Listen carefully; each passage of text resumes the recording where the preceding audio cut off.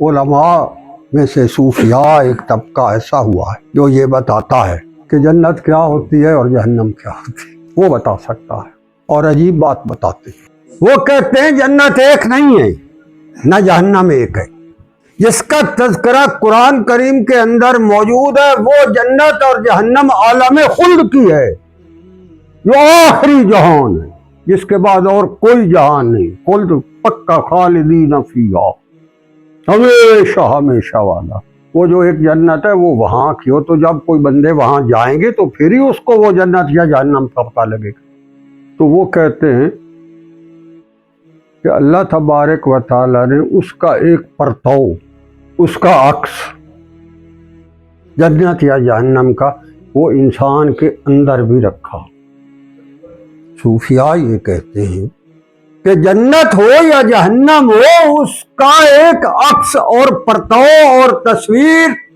انسان کے اندر بھی ہے، اور اس جو جہان آباد ہے آپ کے قلب اور صدر کے اندر، سینے اور دل میں، وہ کہتے ہیں یہ جنت اور جہنم جو ہے یہی آگے جا کر آپ کے لیے عالم خلد کی جنت اور جہنم تک وسیع ہوتی چلی جائے گی۔ جو آپ آگے بڑھتے جائیں گے، یہ جنت ہے یا جہنم ہے، یہ آپ کی اسی طرح وسیع ہوتی جائے گی۔ جب آپ اس جہان سے چلے جاتے ہیں اور بظاہر مٹی کے ایک ڈھیر کے اندر جا کر آپ سمو جاتے ہیں، تو آپ صلی اللہ علیہ وسلم نے فرمایا لوگوں یہ تمہاری قبر جو ہے یہ جنت کے باغوں میں سے ایک باغ ہے یا جہنم کے گڑھوں میں سے ایک گڑھا، اور کما قال رسول اللہ۔ یہاں سائنس تو کچھ نہیں کہہ سکتی، سائنس نے کبھی بتایا ہے سائنسدان میں بھئی جنت جو ہے وہ کیا ہے، جہنم کا قبر کیا ہے، اور کچھ نہیں، اس کے پتہ ہی کچھ، وہ اس علم تک پہنچ ہی نہیں سکتا۔ تو صوفیاء فرماتے ہیں اللہ نے انسان کے اندر بھی ایک جہان بسا رکھا، اس کے دل کی دھڑکنوں کے اندر بھی ایک عجیب و غریب سما باندھ رکھا، اس کے سینے کے اندر بھی ایک اس نے جہان آباد کر رکھا۔ انسان کو اللہ نے اختیار دے رکھا، انسان کو اللہ تبارک و تعالیٰ نے وہ سارے کے سارے قانون اور ضابطے اور عوامل اور سارے کے سارے وہ تمام اسباب اور علم یہ اس کو بتا رکھے ہیں کہ تم یہ اختیار کرو گے تو تم اپنے دل کی گہرائیوں میں سینے کے اندر بھی جنت کی خوشبو اور مہک پاؤ گے، اور اگر تم یہ نہیں کر پاؤ گے تو تم جیتے جہان میں بھی اپنے لیے جہنم کماؤ گے۔ یہ صرف علم الادیان بتا سکتا ہے۔ یہ جو انسان کے دل کے اندر ایک جہان آباد ہے، یہ سینے کے اندر دھڑکنوں کا ایک خوبصورت نظام ہے، تنفس کا ایک خوبصورت، سانسوں کی آمد و رفت کا ایک عجیب و غریب قانون چل رہا ہے۔ ہر سانس کے اندر یا جنت کی مہک ہوتی ہے یا جہنم کے دھوئیں کی سڑاند ہوتی ہے۔ قلب جو ہے یہ اتنا بڑا وسیع ایک جہان جس کے اندر اللہ کریم نے انسان کے لیے بہت خزانے رکھے اور اس کی نسبت اپنی ذات کے ساتھ رکھی۔ اگر تیرے دل کے اندر بسنے والا یہ جہان آباد ہے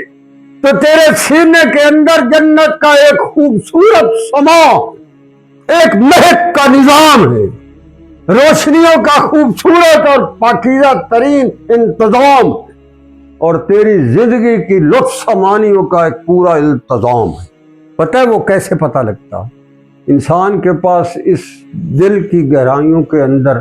جو سب سے بڑا کوئی خزانے کا تصور ہو سکتا ہے،